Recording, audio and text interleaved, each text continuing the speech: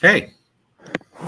Oh, cool. We've been live for the last 30 seconds according to this. Perfect. Actually, I only have 15 seconds. So, yeah. Oh, I'm just living in the future. Okay. You're just, one of those, wasn't there a movie where you were like somebody was like just seconds ahead and they were able to, I think it was a Nicolas Cage movie. Oh, Oh that's why I missed man. it. Yeah, that it was like he was only in the future by like 15 seconds or something like weird like that. So, anyways, hey, we have a race briefing to do. Yeah, let's do that. I mean, I already Okay. started. I don't know what you're doing. All right. Well, hey, welcome to our race briefing. The reason why we do it online is you have the ability to ask questions during the broadcast, either through the YouTube channel or the Facebook Live. That's on the SD Web Facebook page. But also, once we record this, it's up there in the cloud, for, everyone to see. So if you happen to miss it or, if you end up getting late to the party, you can always review it and take a look at it anytime between now and, well, when the gun goes off. So, Or if you know a participant who's not on Facebook, yeah. you can send them the YouTube link. Yep. Help out your friends. They're going to need it. Exactly. So, all right. Well, Ironstone, let's, how about let's go with the pre-race preparation, understanding the race. One of the things that we like to do is you need to really know what, where, and when with everything. And there is a very detailed website, the Ironstone website at ironstone100k.com, that goes through the timeline of everything that's going to happen this weekend, as well as information for yourself, like race rules and rules for your crew. And if your crew is out there shuffling along, they can go to different places on along the course to grab a bite to eat or some drinks. And the website has just detailed information. I mean, we really go out of our way to provide as much information on that website as possible. I mean, I don't know about you, Pat, but I've been to many, many races where the information is lacking or non-existent, and it's always frustrating not knowing, certain things about the race. So, it's all there pretty much as we can, think that you would need is on that website at ironstone100k.com. Yes, please check it out now because if you're on course, you might not have cell service or internet. Yeah. Mm-hmm.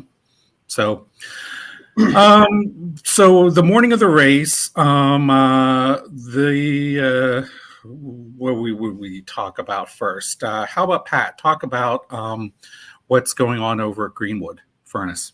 All right. So, being a point-to-point race, hopefully you already knew that and registered for the shuttle. So anyone who needs to park at the finish line, I will be there by 11:15 at the latest with a couple of volunteers. There is a blacksmith demonstration building, which is like it's a well-marked building that's going to be right by our finish line. In great weather, I'm going to be set up right outside of it. Or if we need air conditioning or get out of the bugs, we might have the door propped and you can come in.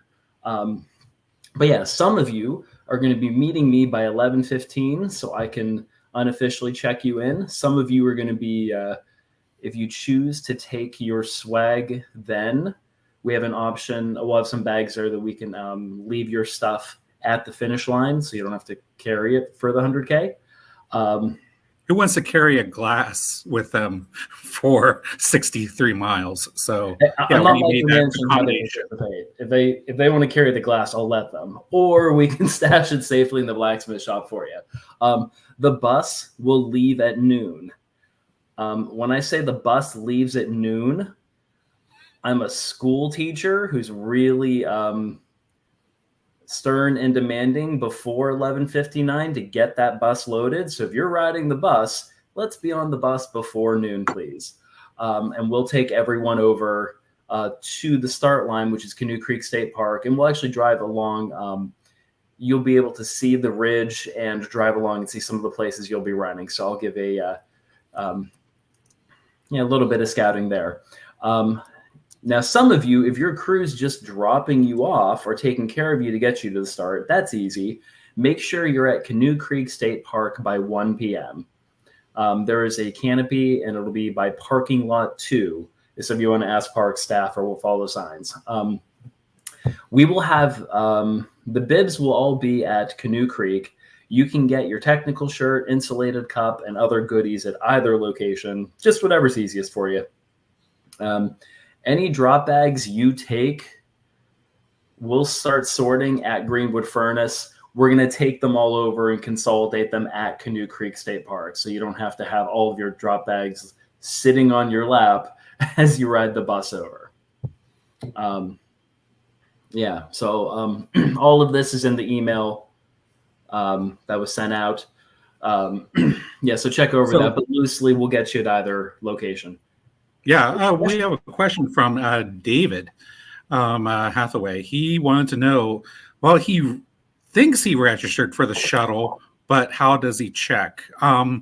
If you go through your Ultra sign-up registration, it will note that you are taking the shuttle. So you would have to go back to your emails and look at to see if you signed up for the transportation.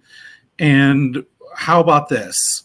While Pat takes care of maybe course navigation, I will make sure that maybe there's another way through Ultra Sign Up that you can find out that you registered for it. So I'll be doing some research while Pat talks. Yeah, sounds good. The only other thing to add, now if I make you check in with me at Greenwood Furnace, you still have to check in at Canoe Creek so we know you made it to the start line. But yeah, course navigation. I really hope you knew this ahead of time. Navigation is part of our challenge. This is not an entry-level race. A lot of the times you're going to be following blazes, and then I'll highlight there's some sections where we will have ribbon where it is a little more, like where the navigation's a little less clear. Loosely, Canoe Creek takes you to the Lauer Trail, part of the 9/11 Memorial Trail, which is connects you to the Mid-State Trail, which you take for a very long time. And then the Mid-State will intersect with the Standing Stone Trail, which rolls you back into the finish line. These are all well-used, well-maintained, freshly painted trails. You will see orange blazes on the Mid-State and Standing Stone Trail. Orange blaze is the only color you're going to need to pay attention to this year. The Lauer Trail is easy because it's a rail trail. So you've got it. The few deviations. Now from Canoe Creek, we will have blazes that will get you through the park to the official start of the Lauer Trail. Once you've climbed the ridge onto the Mid-State Trail and you're approaching Aid Station 5, Rainbow Trail is going to deviate to take you along this gorgeous sunset road alongside of the ridge on Coleraine to get you to the Aid Station 5.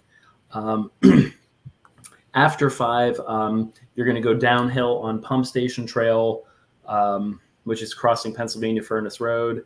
Harry's Valley Road takes you directly to Aid Station 6, and from there it takes you back up. If you didn't catch everything I just said, that's why we'll have we'll have pink ribbons there. Pink ribbons will be there. The next deviation, let's see.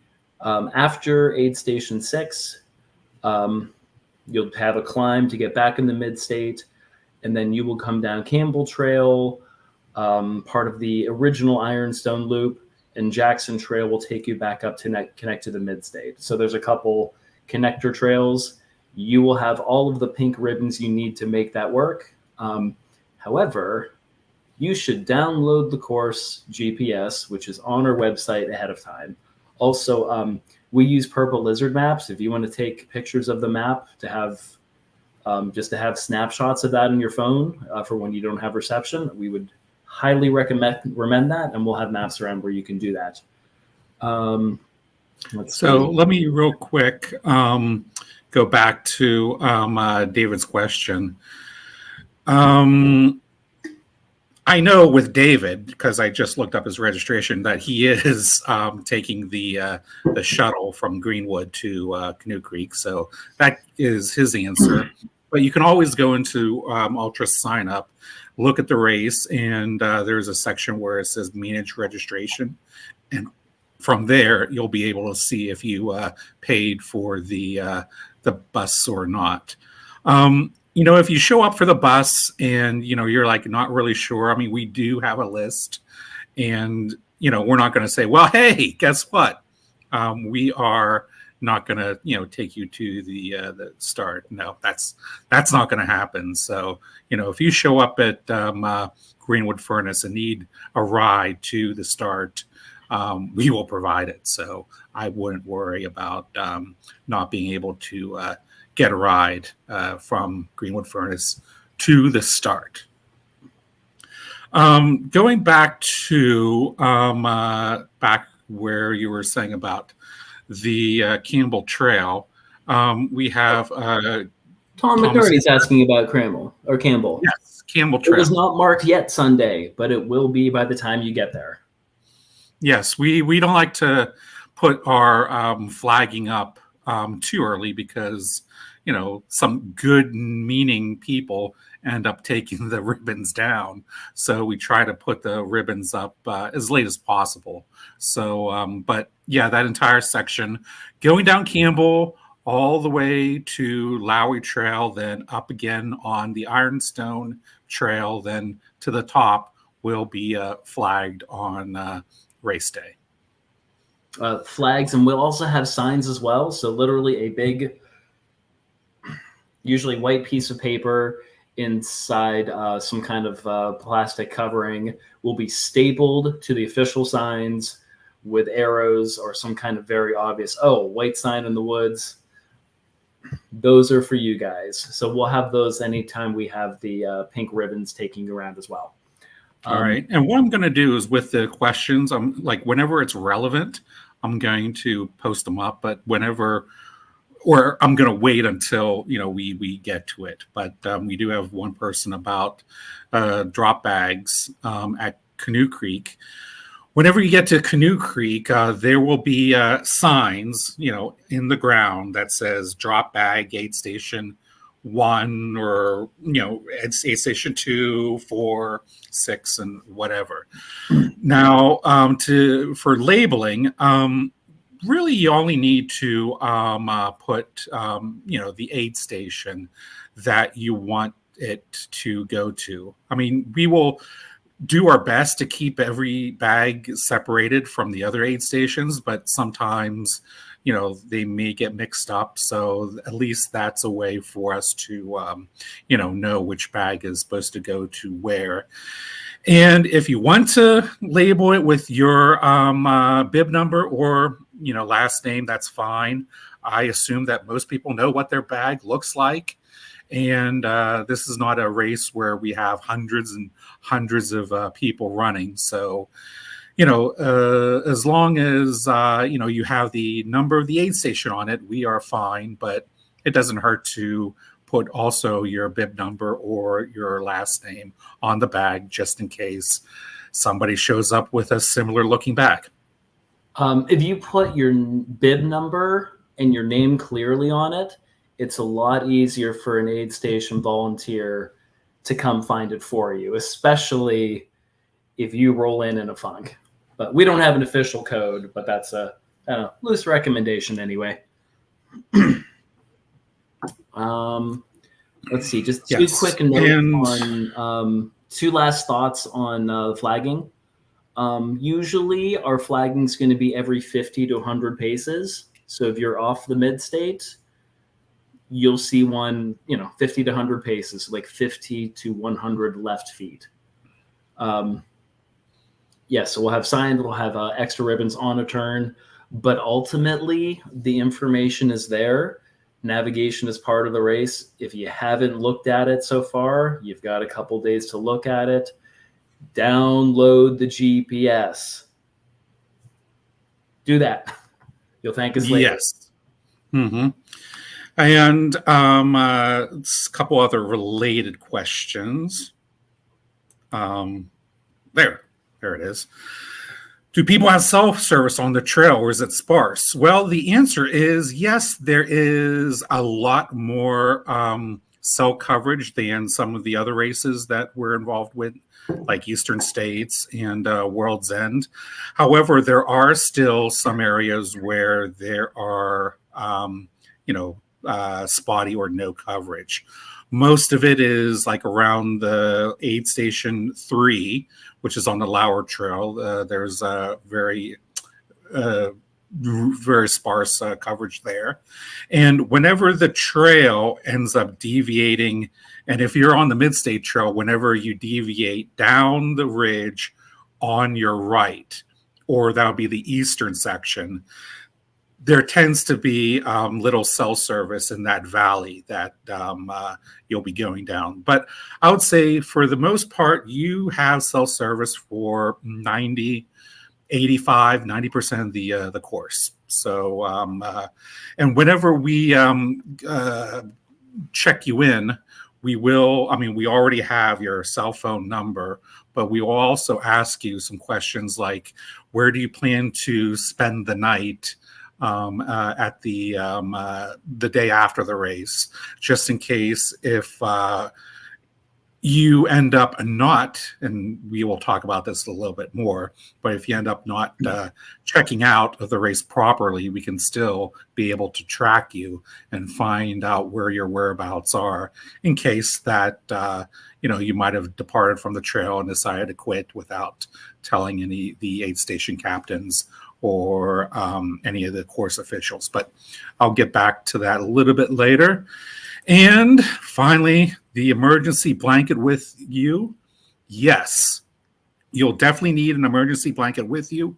We will have emergency blankets at the start for you to take if you don't happen to have one on your person. There will also be emergency blankets at each of the aid stations. And you may ask yourself, why would I need an emergency blanket? Well, even though it may be, 70, 65 degrees, whenever you stop running and you're, dripping with sweat and, the humidity is really high, there is still a chance that you might get hyperthermia. So that is one of the reasons why that is on the mandatory equipment list, having an emergency blanket with you for the entire race. And with the question we're looking at now, should they have one on the start? Please do. You can actually use the emergency blanket to make a sun shelter. So to make an awning over you that reflects the sun. It's going to be hot. Better to have that option with you. Like, we won't micromanage it, but we'll say that's the strong recommendation. Just to have it with you at all times.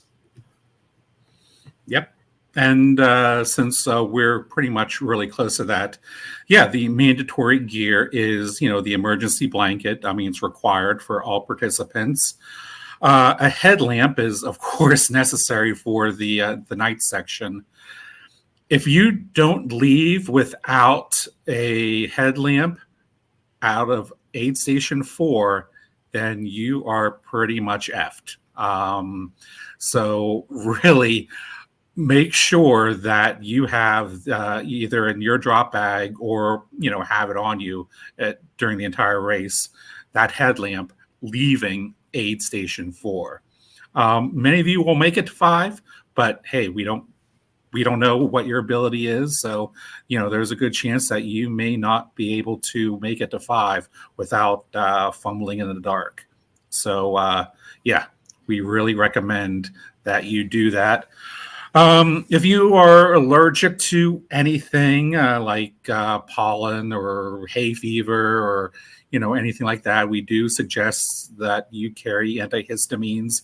If you are allergic to bees or insect bites, well, we will also recommend that you carry whatever medication you need to just in case if something would happen out there. A recommended gear is an emergency whistle. It's something that it only weighs not even a couple ounces, but we've had one individual like last year that he was only just a few yards away from the aid station where not the aid station but from the trail, and the sweepers passed him without hearing him. So having a emergency whistle just in case is really, really beneficial. So it's not only recommended, but it's highly recommended. Regarding headlamp, good idea to have a backup light. You're going to spend the entire evening running in the dark, so whatever necessary batteries. And for rock hopping in the mid-state, when you have two lights and you could have your headlamp pointing one way and a flashlight pointing a different way, it's easier to get some depth perception and easier to spot some of the blazes as you're navigating. When you're hiking with a friend or running with a friend at that point, that's created, but it's nice to have a second one and make sure you have the batteries for a full night. Yeah, I really not recommend, but a good advantage is, like the waist level lights, just because for some reason they just give a little bit more depth whenever you are, on the trail. They kind of, the rocks seem to, pop out a little bit better. You can see just a little bit more of that, depth that you want whenever you are, running on like the Mid-State Trail or the Standing Stone.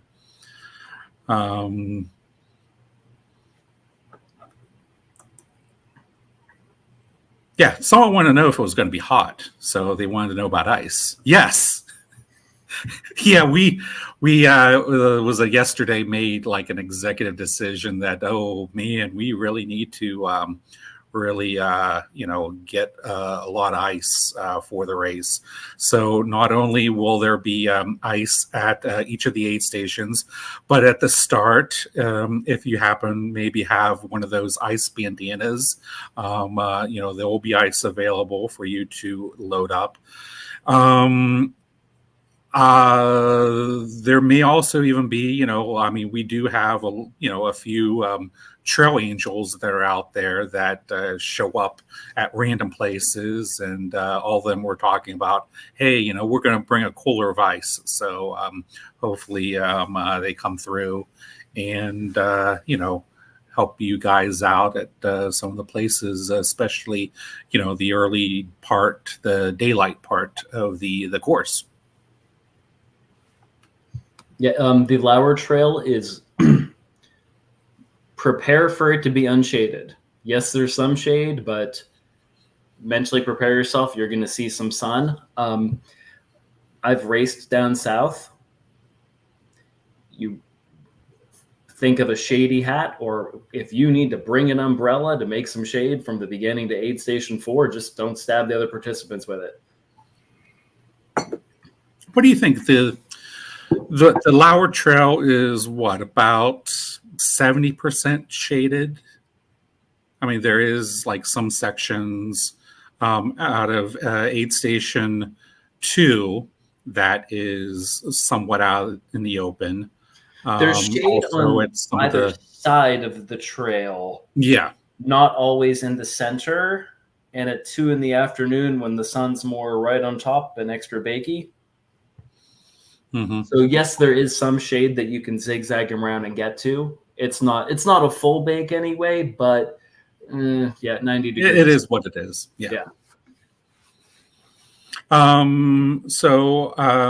Injuries on the course. So if you can walk, head to the next aid station. One of the things that some people like to do, and we always tell people not to, is like they try to use their Zen powers to say, oh, I know how to get myself out of here, and I'm just going to walk through the woods in a straight line somewhere. No, stay on the trail, stay on the course. If you can, try to go forward. And use your common sense. If you just left an aid station, like a mile or so, then it may be more time, a little bit more logical for you to go back. But for the most part, we like to keep people, at least moving forward. If you're, having a severe injury, one thing, trail runners are very, they really help each other out. So you'll probably have, a bunch of runners, that are there, sacrificing their time and their race to help you out. But in case that, that doesn't happen, there are course sweepers that are going to be behind the entire pack to pick up any of the, anyone that is having trouble on the course. Especially during the night, there is a medical professional at each of the aid stations, and like a medical supervisor. And plus, we do have EMS and paramedic coverage throughout the entire race. So, you don't want to think about it, but we always, come up with emergency contingencies and extraction plans in case the worst comes to pass. So yeah. Yes, stay on course, because if we can't find you, then we have two issues and can't help you. Also, if your crew knows how to find you and knows how to extract you from the course, go to an aid station, drop there.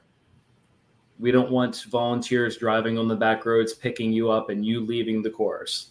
So if you leave the course and just go home without checking in with us, we have an official policy on that you could be disqualified and not welcome at future races. And we're not an individual race; we're part of a family of races.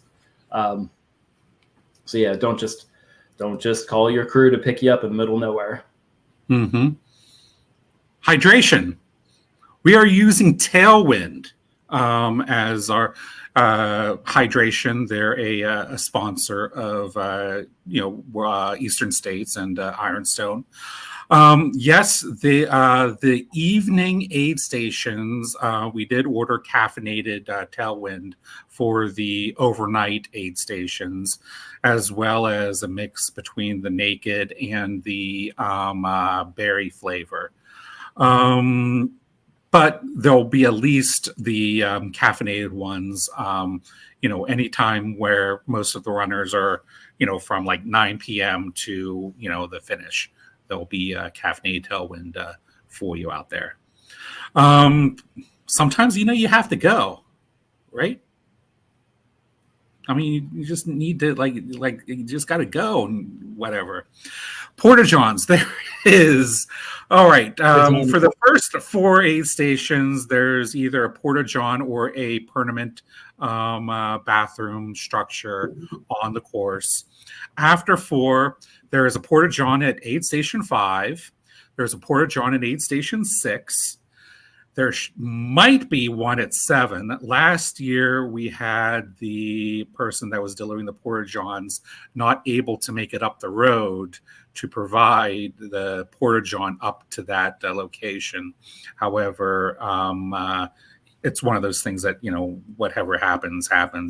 And there are Porta-Johns at 8. So there are Porta-Johns at every aid station, maybe not at 7, but pretty much a Porta-John at every aid station. When a Porta-John is not available, leave no trace. 100 yards. Yeah. Things happen. Keep it clean. Keep it discreet. Thank you. All right. So, That yeah. covers. There's only one Um, fun item well, I for messed up with safety this. and Go gear. ahead. Sorry, we had a weird feedback loop there for a Hiss? second. Yes. Last Or safety sure and gear wasn't like thing. or sure wasn't like a hissing sound that you heard. Could have been. So in the past 2 weeks, I have not seen any rattlesnakes on course, which means they're all waiting for the race to come out and play. Yes, there are regular rattlesnakes. They are not aggressive. They want nothing to do with you. And when they rattle, they are polite enough to say, hey, no, sir or ma'am, please leave me alone. So when you see a rattlesnake, stop, give them their space. Sometimes they will choose to move away on their own. They do not always, in which case you can just carefully walk around them, stay 6 feet away, step carefully through the bushes, listen for friends. They have no interest in biting you unless they really think you're being aggressive and coming after them. You just running through the woods is not an aggressive act towards them. You cannot hear a rattlesnake if you have earbuds in. Yeah. Don't wear earbuds. In this case, as much as you love your tunes, it's literally dangerous. Just a little bit of fact. There hasn't been anyone killed by a rattlesnake bite in Pennsylvania since like 1974. Now, there have been a little bit more rattlesnake bites since 2020, whenever, well, COVID happened and everybody decided to go out into the woods. But yeah, I mean, rattlesnakes are very rare. And, if you see one, actually, consider it like a privilege and a joy, and consider yourself lucky to have actually seen one out there.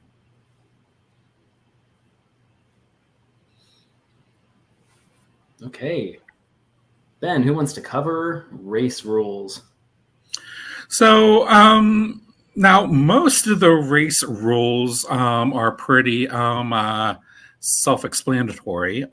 There is a whole page on the website, again, ironstone100k.com, that goes through the entire rules for both the runner and the crew. However, if you kind of boil down to it, there are some major ones and then some kind of more, I don't know, what do you call it, common sense ones, Pat, that you need to take care of. Like, there are no unofficial runners. Of course, don't no bandits or pacers allowed. We will deal with them harshly. So yeah, no course cutting. Follow the marked course. Being a point-to-point race is kind of difficult to cut the course, but there times that people can. But there will be race staff like myself and Pat and a bunch of volunteers and course marshals and other staff people out there and volunteers that are going to be out there. We have some timing mats and trail cameras out there as well, just to make sure that everyone abides by the rules. I mean, I hate to kind of give you all these rules and make it look like we're strict or anything. Not, but usually a lot of these happen out of a something had happened in the past, let's say, that forced us to make these rules. Whenever you get to the aid station, make sure that your bib is visible. And what I mean is, put it either, on your shorts or, in the front where you can easily be seen by a course marshal. There will be timers out there These are people that are recording your in and out times at aid stations. Most of the times, and probably all the time, they'll have a vest, a reflective vest on with a clipboard, and asking you, hey, runner, what is your number? And, they'll make note of your in or out times or both.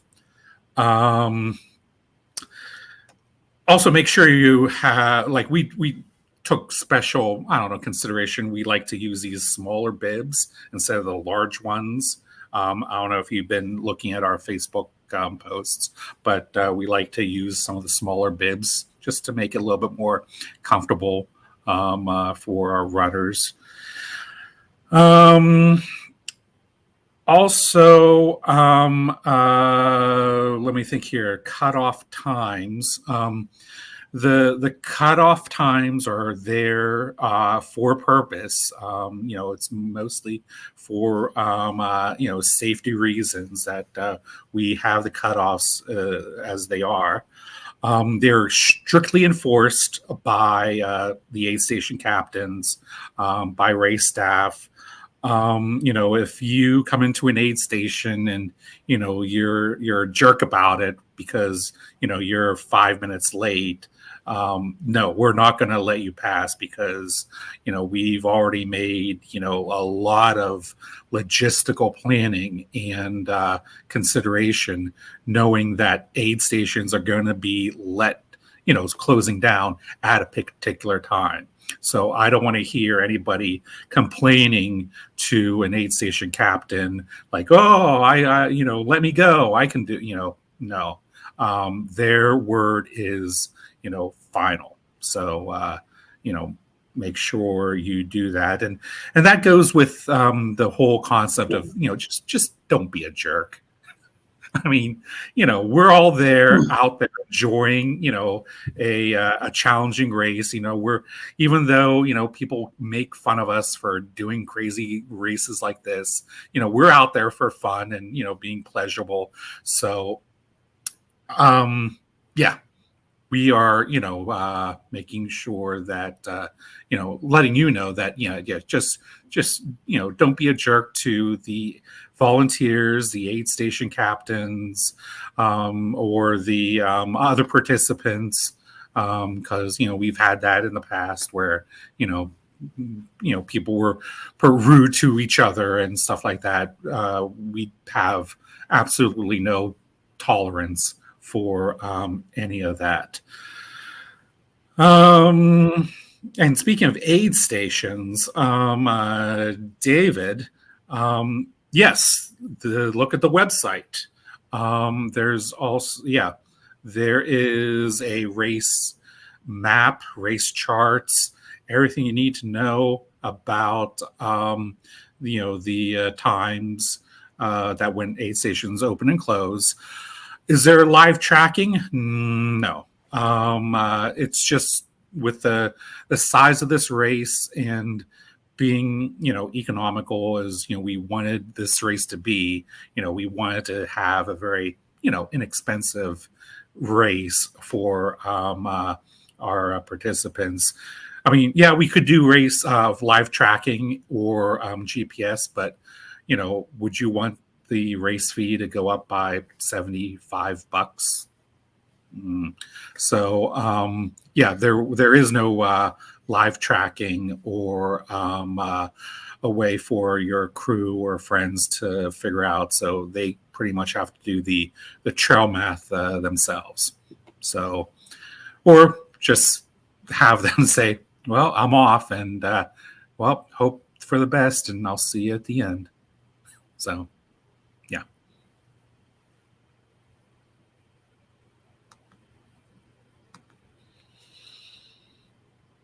I like this guy, David, because he likes to ask a lot of questions. That's good because, you need to, ask a lot of questions.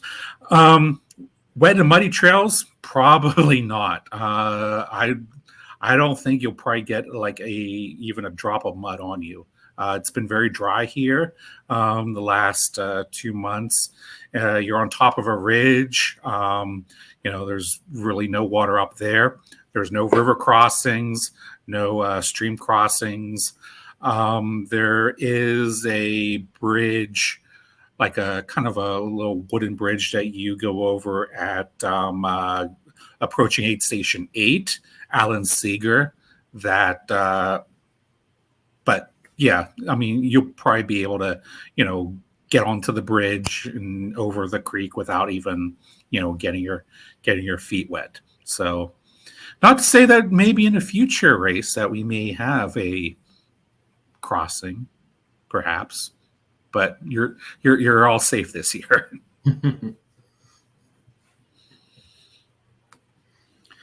So, anything about, well, I'll probably like the biggest rule, and maybe you want to go over it, Pat, is whenever you drop out of the race. I talked a little bit about it earlier. The biggest thing is we collect your bibs specifically because our bibs go to our radio crew. So our whole communication network knows the runners that we are no longer responsible for because you are safely with your crew. So if you go to an aid station and you really need to drop, I mean, don't drop. You've got this. We believe in you. But if you need to drop, that bib goes to the captain, no questions asked, no arguments. So we know that we're not responsible for you anymore. And then if you miss a cutoff for the same safety reason, your bib goes to the aid station captain, so our radio people, just so we know who we are and aren't looking for. So that is a very hard line. It's a pure safety thing. Don't think of it as a punishment if you don't get your bib because you didn't finish. Strictly for safety. Funny story. I won't say which year or which race. Not our race, certainly. I actually had someone who didn't make cutoff, surrendered his bib, but then hiked forward on the course. And then the sweepers caught him and took care of him. So in which case we have a runner without a bib that they're taking care of, but you have official record of the radio people knowing that they're not looking for the bib number. And in a safety situation, no one wants that level of confusion. So, yeah, pardon the vague anecdote, but yeah, the bibs are, if you are not going forward in the race, make sure they go to an aid station captain. So all the accountability is clean and tidy. And so we don't have to call and find you or call emergency services to find you because we don't know where you are. Yeah, exactly. So, yeah, good point. See, going through some of the other questions is, can crew check your progress at the finish line? We hope. Now, I want to be very hesitant because, we had a whole nice setup at World's End this past, a couple weeks ago. And it was able for, crew to, check out the progress of their runners during the race. And it didn't work as well as we thought it would. So hopefully, that's part of the the stuff that the radio crew is working on. But I will say that considering the size of this race, you don't have to worry about approaching any of the people in the comms and saying, hey, I was expecting my runner to be here at this time. Are they still on the course, or when did they leave the last aid station? They'll be more than happy to answer those questions for you. So if technology doesn't allow it, then the personal one-to-one communication will. So yeah. And we'll add a qualifier. If the radio person is not currently squawking, politely ask if they're in the middle of something, because you might not know what they're talking about. Please don't interrupt them if they're doing something official. Yep. Exactly. Before we get to the crew rules, runner related question. What sort of food is at the aid stations? Dairy free options. Well, something that like we do, as well as like our sister races like Eastern States, World's End, Black Forest, is we give our aid station captains the autonomy to do what they want. What we do is we provide them, the essentials, hydration, some snacks, of that sort. Then we give them a stipend to actually prepare their own menu.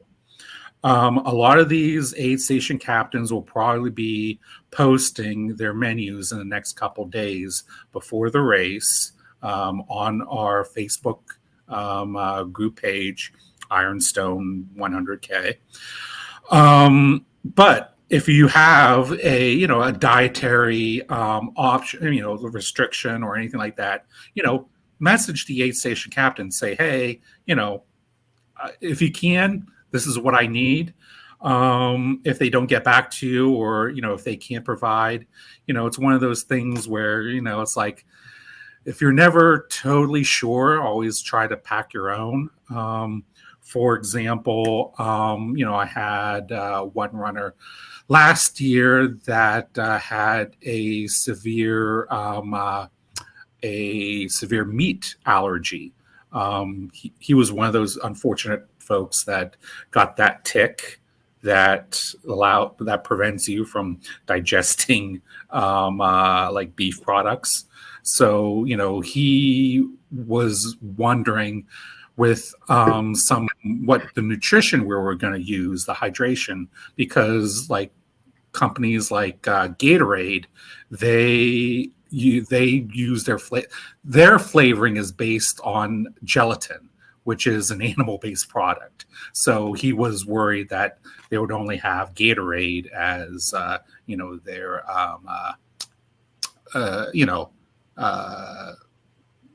as the hydration. So let us know. We will let the captains know, if they can make some type of accommodation. But it's always as a rule with any race, if you're never sure, always try to make your own accommodations. So there's a usual template. I mean, they have their variations. You will always have some kind of simple, salty pretzel or chip kind of snack. There's going to be some kind of fruit sugar. There's going to be some kind of basic candy sugar. There's usually some kind of either potato-y product, whether it's like mini potatoes or pierogies, or some kind of whether there's toast or grilled cheese, or there's wraps or available. So those are the basic food groups are usually covered, but there's always like prepackaged stuff if you're worried about the freshly cooked stuff as well. So yes, if that helps. Exactly. So bib numbers. Yes, they have already been posted. Now, they haven't been posted on Ultra Signup because every time we upload them, they get mixed up. So we posted the bib numbers on the website. They're under news and updates. There was also a Facebook post that said about where to find the bib numbers. But if you go to the website, ironstone100k.com, click on the tab News and Updates, and the latest post is the bib numbers. We tried to put them on Ultra Sign Up and it didn't work. We tried to email them to you and through Ultra Sign Up, and that didn't work. So we had to go around the whole thing and just post them on our own, and they're available, for you on the web. So GPX, I'll take. Hey, talk about that, Mr. Oh yeah. The GPX is It is the most recent version. You're always going to be within 80 feet of the course. Um, one of my course cleaning missions, I went from Greenwood with a handsaw, rewound to aid station 7 and came back. Heading backwards, I was on course the entire time. When I turned around and perfectly retraced my steps a couple hours later, the GPS would occasionally tell me I was like 50 feet off from course. The moral of the story, the GPS is close. They don't work great in the hills of central Pennsylvania. It's enough that it will always tell you that you're close. It'll tell you when the turns are coming in so you can zoom in on turns. The only place where the only place that I don't like it will be heavily pink ribboned, and that's going to be coming down Campbell to Lowry, crossing Route 26. Is it 26 we cross? Yeah. Mm-hmm. Yeah, 26. 26, and then coming back up to Jackson. So there will be pink ribbons there. I am sorry the GPS is not a perfect science, but you will always be within 50 feet of the course. And if you check out the GPX, you're going to see a straight line for miles and miles and miles. Yeah, and I think a lot of it has to do with how deep these valleys are. So whenever you go down into like Allen Seeger, also, where you were talking about, down Campbell and Lowry, it gets a little bit, the accuracy kind of deviates, about 50 feet. So, but, it will tell you, whenever, you need to look for a turn or anything like that. And also, I mean, the turns themselves, they're marked with, arrows, and there's flagging and stuff like that. So, we try to, make sure that all those bases are covered. So, realistically, one last thing in GPS, navigation wise, please follow the blazes with the GPS as your backup. Like you're going from the paint mark to paint mark on a wonderfully main trail. The Mid-State Trail Association and Standing Stone Trail Club are hardworking and phenomenal. Follow the blazes and have the GPS as your backup, as your secondary point, if that helps. Yeah, I mean, if you see the trail, see a blaze, and the GPS wants to go that way, well, no, you stay on the trail. I mean, that's pretty self-explanatory. Like on the Mid-State Trail, I mean, the biggest thing is stay up on top of the ridge. I mean, it's a ridgeline trail. So, if you start going down the mountain, well, something's up. So, one person actually just mentioned about orange blazes. Yes, orange blazes. That's the only color you need to remember, other than the pink flagging. So, the way that Pennsylvania is, all state forest trails that are over a certain length have orange blazes. So, that's pretty much the hard and fast rule in this part of the country. So, yep, just keep your eye on orange, or if not, pink ribbon. Do runners need to check in at Greenwood Farm? No, you don't.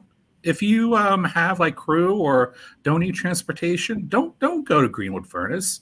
You can just check in at Canoe Creek, and we will give your bib and swag there. So, yeah, the only thing that we're doing at Greenwood Furnace is picking up runners that, like a lot of them may have like accommodations, like camping over at Greenwood Furnace at the finish, or for whatever matter, their lodging is closer to that. So that's why we have we have 2 buses actually this year. So yeah, you can take that's the reason why the whole thing with Greenwood Furnace is to accommodate those individuals. So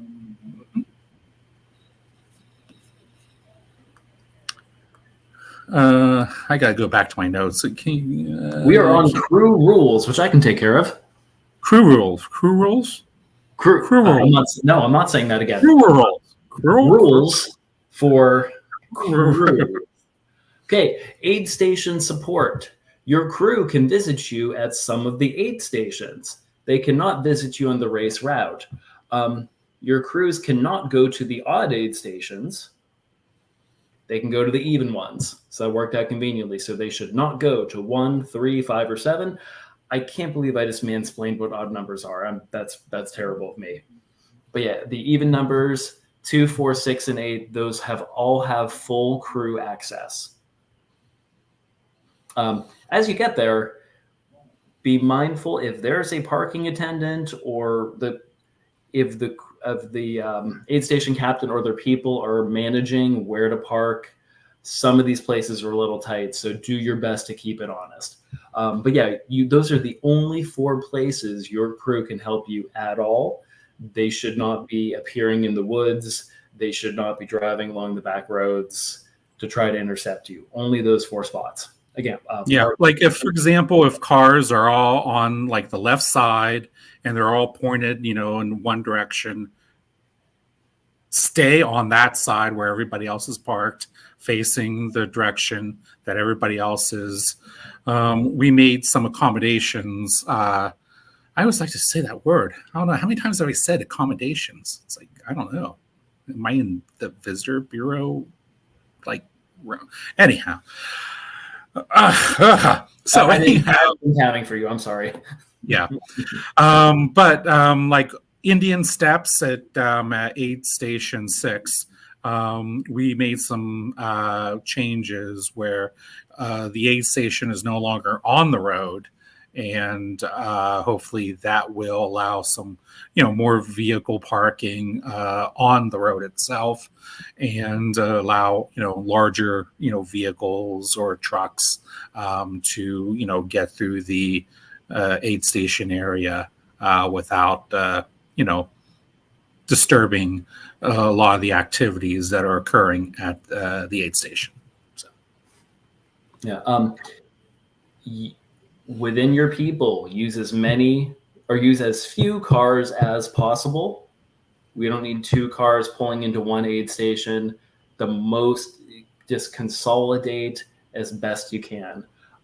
With aid station conduct, like when your runner is there, give your runner whatever they need. If your runner is not there yet, hang back, stay out of their way, let everyone else be taken care of. Because it's very hard to run an aid station when you have an extra 30 people swarming you who aren't actually with the runner. They're just kind of there being friendly, but kind of slowing you down. So we're going to say like if you can hang back 50 yards or so, and once your runner is in, get up and close personal with your runner, take care of them, hang back in the meantime. I think that covers crew rules. Why would you put those 2 words together on our document, Ben? Crew Cruella. Isn't that like a Dalmatian? No, that was that was not a Dalmatian. It was in the movie. She was Okay. See, this is I'm totally my brain capacity is like totally fried come like Sunday evening. That I'm just like a mess of jelly by the time the race is ended. So post race festivities. So at Greenwood Furnace at the finish line, which is over at the blacksmith shop, the trail just comes right down into the park. You cross a road and you go around a traffic circle, and the finish gate is right there at the blacksmith shop. Even if maybe you don't make it to the finish, you DNF or something like that, please come out to the finish and celebrate like this awesome day, and this challenge that you embarked, and cheer on those that have came through. We will have like breakfast burritos and other breakfast items. Then whenever lunch turns around, we will have hamburgers and hot dogs from the Smoky Pig and D Family Farms. I mean, this is like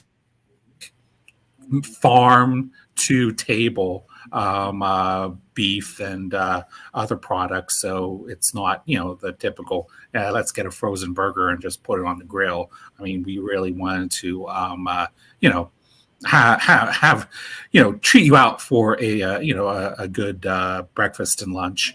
Not only if you what not just meat. Yeah, I was going to say, if you happen to be a vegan, we did get some vegan meals. We didn't get a lot. We only, I think, got 5 or 6 meals. But, we wanted to, have everybody, be included and, in the celebration.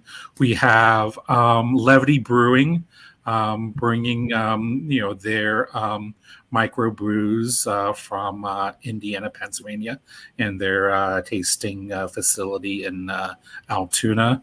They will also be making beer mimosas.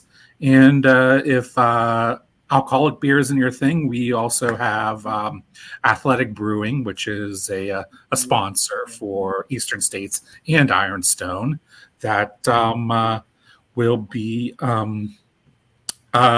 there. Coffee from Standing Stone. They'll be also making smoothies. So it should be a very festive celebration. There's going to be an awards ceremony for the overall male and female winners around 11:55, and it continues until we just everybody leaves, I guess. So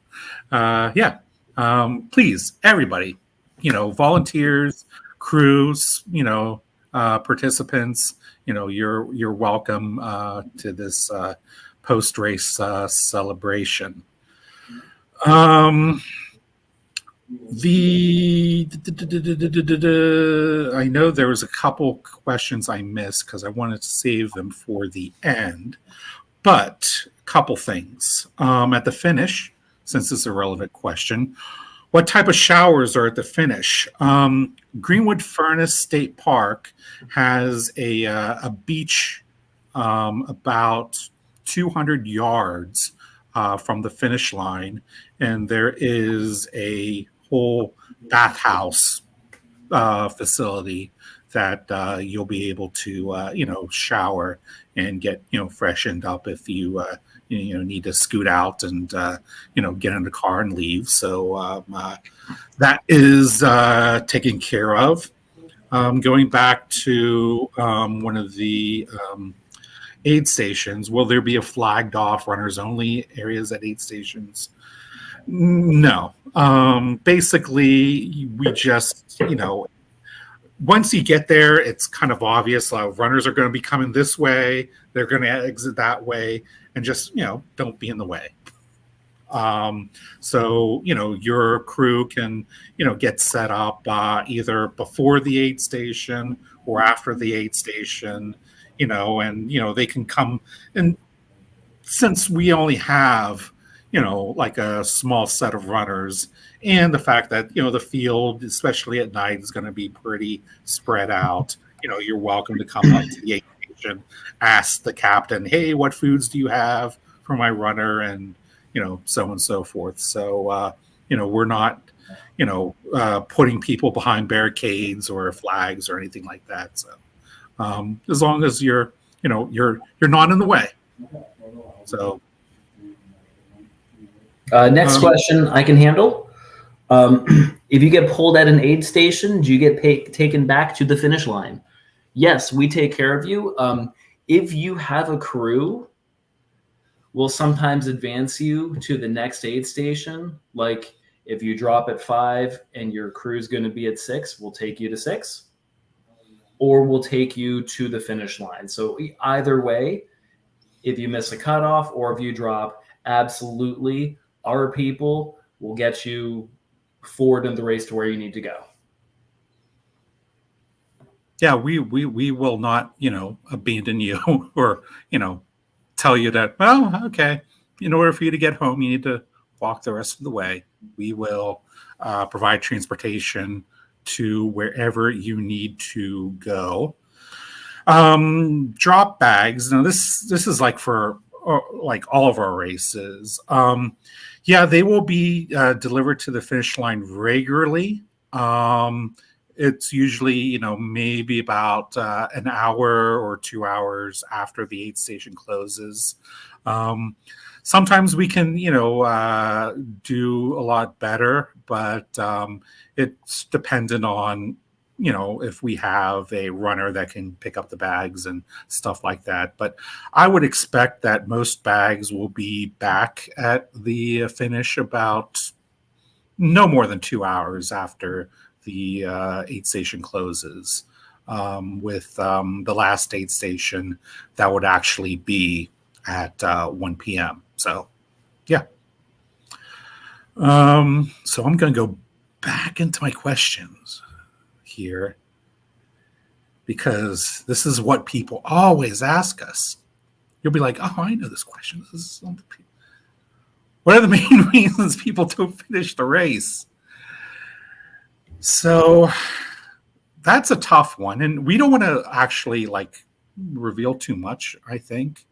But this is a race where you really have to use your brains and put some strategy whenever you embark on this.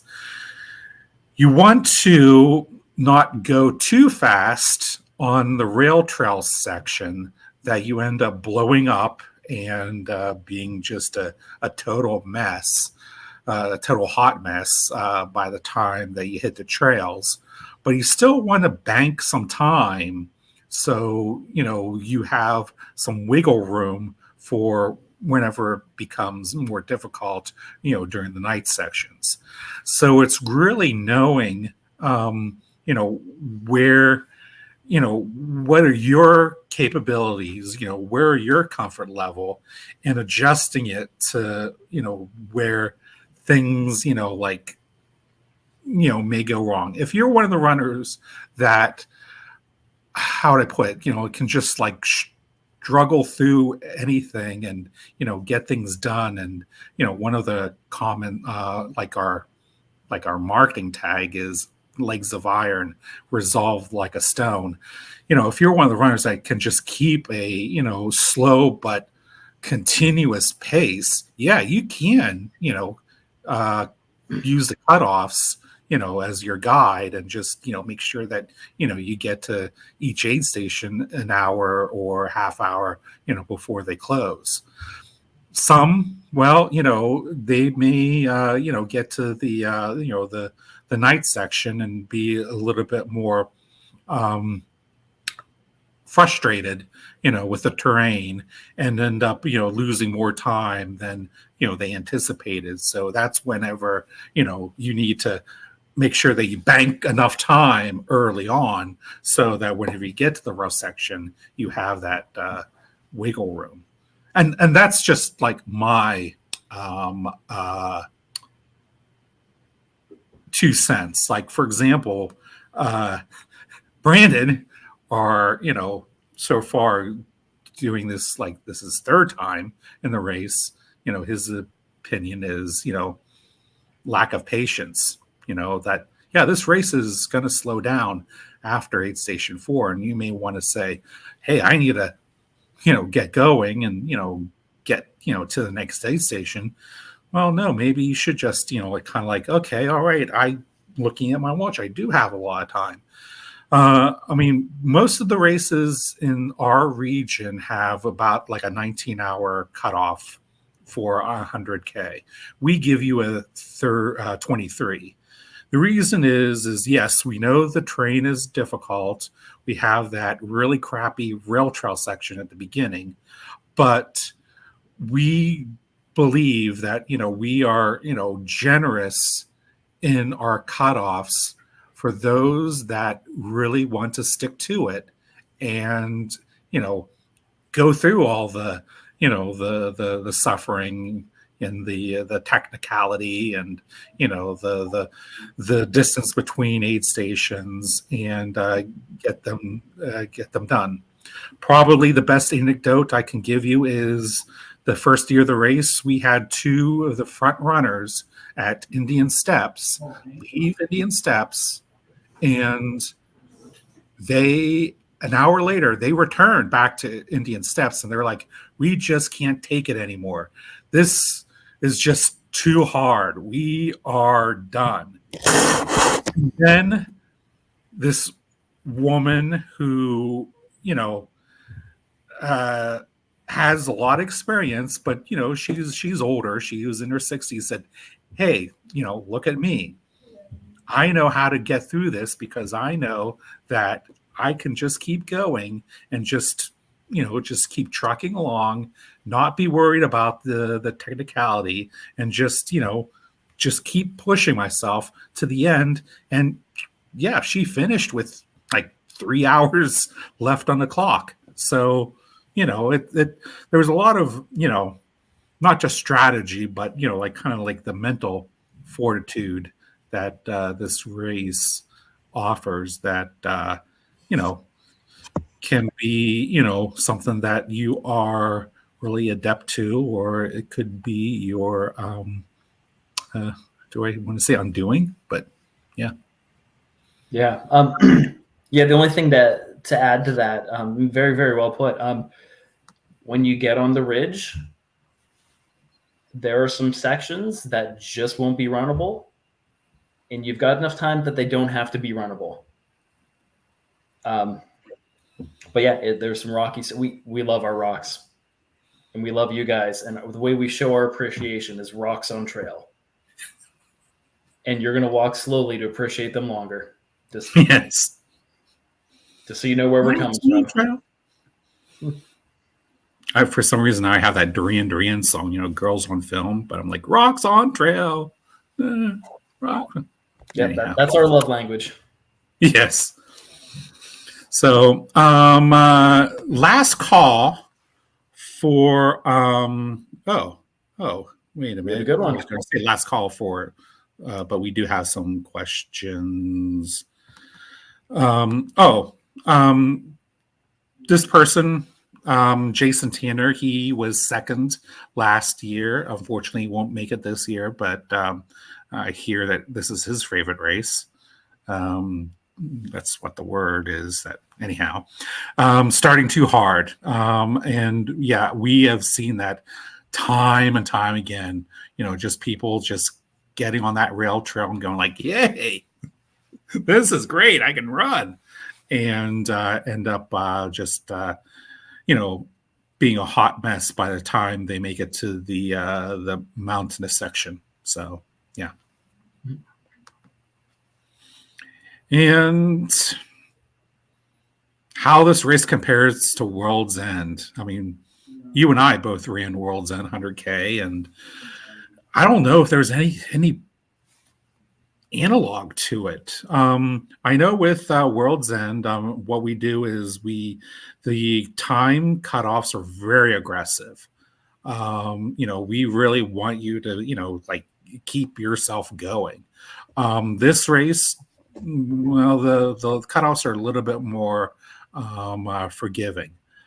The terrain, I don't think there's any part of this that's like World's End. We are generally less runnable than World's End, but more time to do it. Yeah. Elevation profile. We're pretty far. We're far, not far less, but we are, I believe what World's End's like 12,000. We are at 7,000. So yeah, I mean, there's not as much climbing. But the climbs that we do have are, short and steep. Like the one climb coming out of the after aid station 4, whenever you cross through the village of Berry and go up to the top of Tussey Mountain, is what 1,200 feet in about a mile and a half. So that's significant, but it's there's only just a few of those type of climbs where it's like long and steep. I mean, most of the stuff that we have is, well, short and steep. Yeah. So apples and oranges, but hope that helps. And hey, we believe in you. Yeah. And Brandon is telling like everybody that like the secrets, the very last climb as well, not fun. We call it Mount Quad. Yeah. Oh no, we call it Mount Pillow. Yes. Mount Smile. Yes, it's fine. So anyhow, but pretty much if you make it to aid station 8, you have this in the bag. We have 2 hours. 2 hours to get to the So. Oh no, you skipped one. Go back to Brandon again. Oh, Brandon, I need fun. Yes. See? Yeah. So, yeah, Brandon likes that.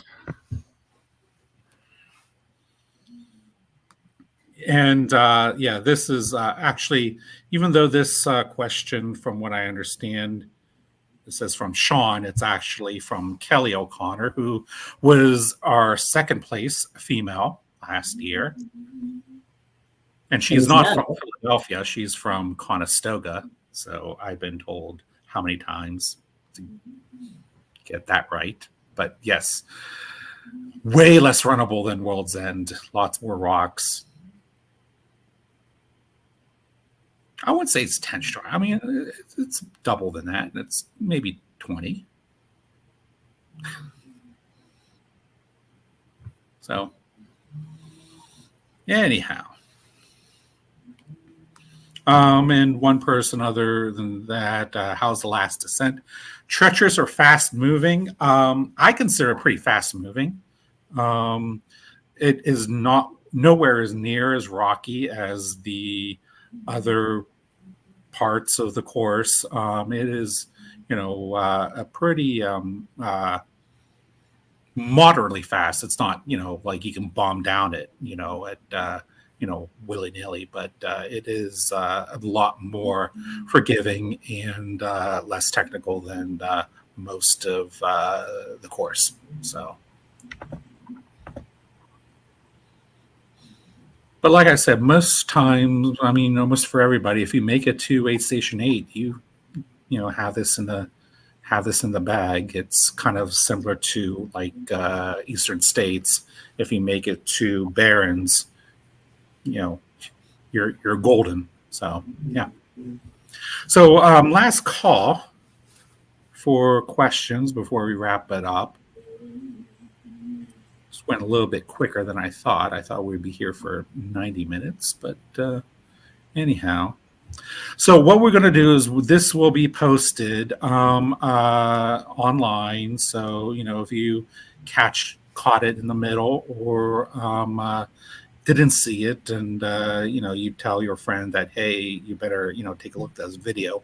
It will be there online. I will post a link on the Facebook group page. And one person said, how bad is the scree section? The only scree section, and I wouldn't really call it scree, would be like Rainbow Trail. I mean, there are some, it's loose a bit, but whenever I think of scree, I think of, some of the like stuff that you see like in Alaska and, like Mount Marathon and stuff like that. It's nothing like that, but pretty much the rocks on top of the ridge are pretty much, have been there since the Ice Age, and they're not moving. So, yeah. And I think was it Campbell? Campbell, the downhill is hardly any rocks on that.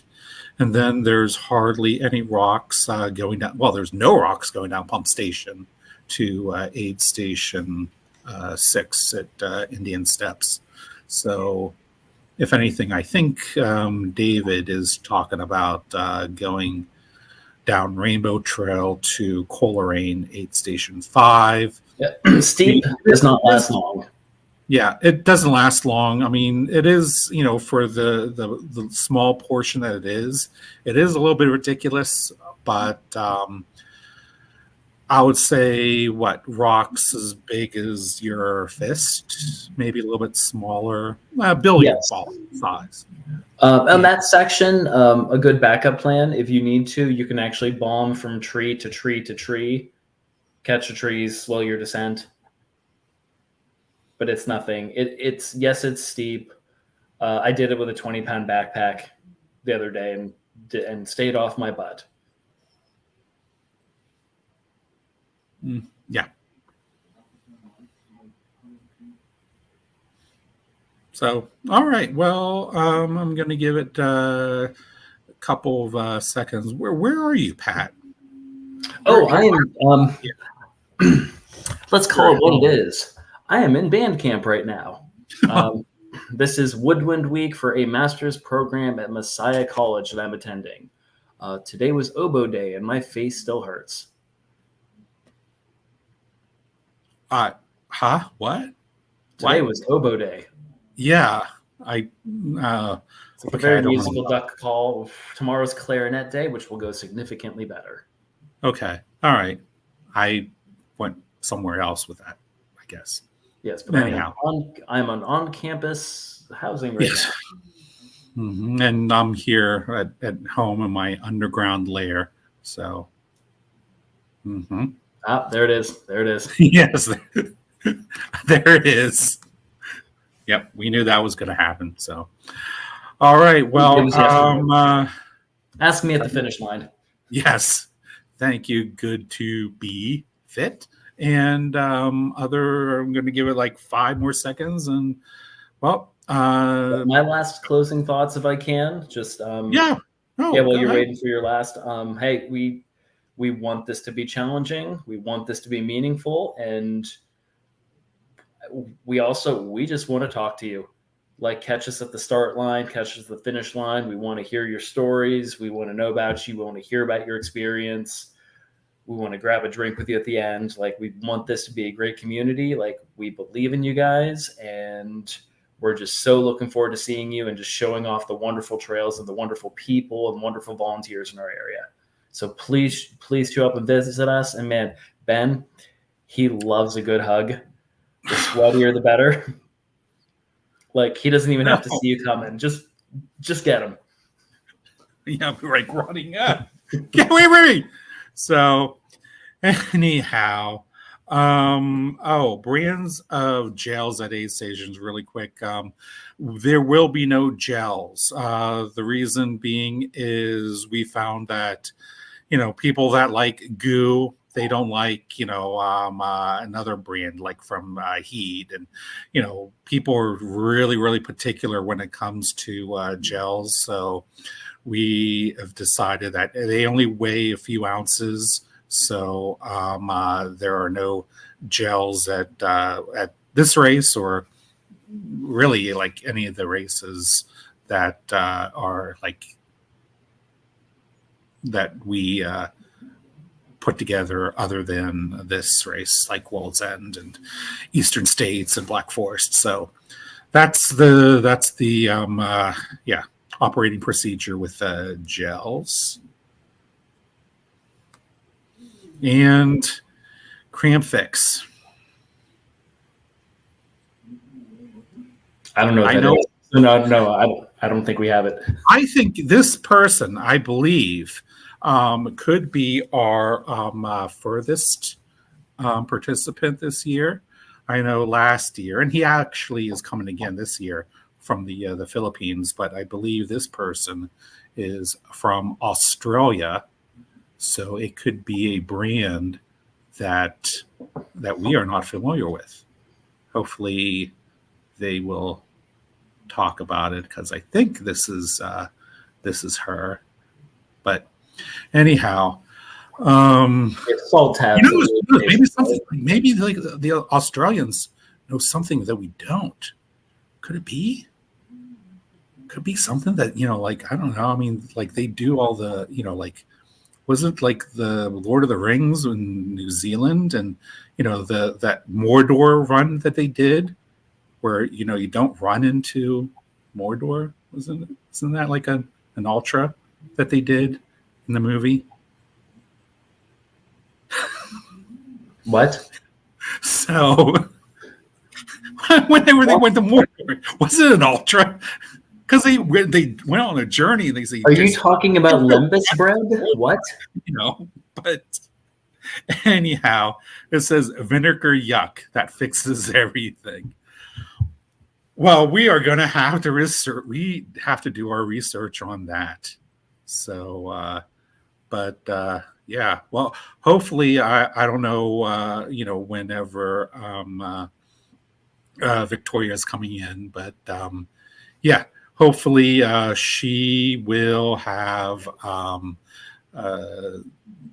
will enlighten us with that stuff. So, salt tabs and pickle juice. We're trying to get some of that. We have a relationship with the Pittsburgh Pickle Company, and hopefully we'll be getting some jars of that at the aid stations. And also, salt tabs are in our our medical kit, so they'll be on the table with the snacks and the stuff. So yeah, I'm thinking probably people would need salt tabs, considering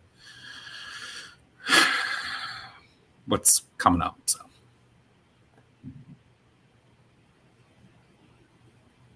all right. Okay, well, we will conclude this. And again, yep, this is going to be online for anyone to see or revisit and stuff like that. So we will,